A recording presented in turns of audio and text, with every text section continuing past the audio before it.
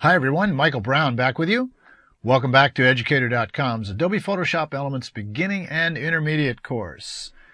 In the last couple of lessons we've been talking about the editor, workspace, the toolbar, the menu bar, the options bar, and all of the various functions, and we'll be talking about more of them in the next couple of lessons that you need to do all of your work.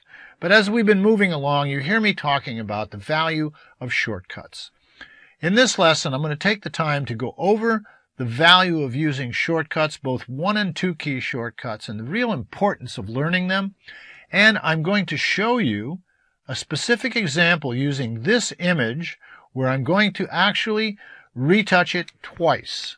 I'm going to do it once without using shortcuts, and I'm going to do the same exact thing a second time using shortcuts, and you'll be able to see exactly how much time we can save using shortcuts, and that will really show you the value of them.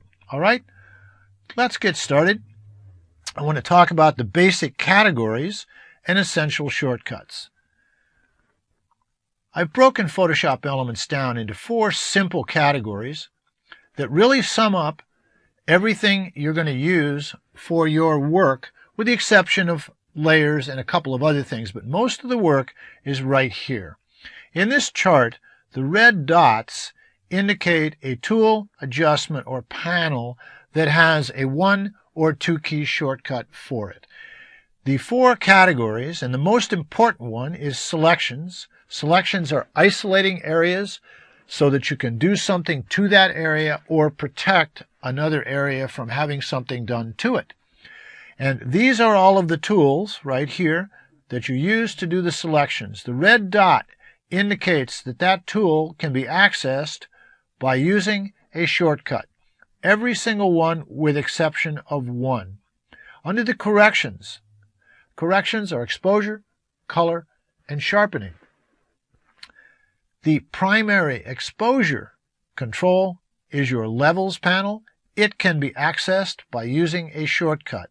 The primary color control panel is hue saturation, and it too can be accessed by using a shortcut. Your retouching category is where you're actually removing blemishes from not necessarily people, but from the images or imperfections, and cloning things in and creating stuff with tools that manipulate the pixels. The 2 tools that you use are the rubber stamp tool and the healing brush, both of which have shortcuts. And the manipulation category is where you're cropping, rotating, sizing an image, altering or manipulating and distorting sections of an image. And the primary controls for that are the transform tools and the crop tool. And once again, they also have shortcuts, so that you can see that the most commonly used tools and panels and menus have either 1 key or 2 key shortcuts to access them. In other words, it takes less time. Not using them, but getting to them. And of course, we went over this earlier. The hand tool, the move tool, and the zoom tool with their shortcuts. The selection brush we talked about up here, and the brushes. Again, almost all of these red dotted features are your principal features that you use all the time, and they can all be accessed by using a 1 or 2 key shortcut.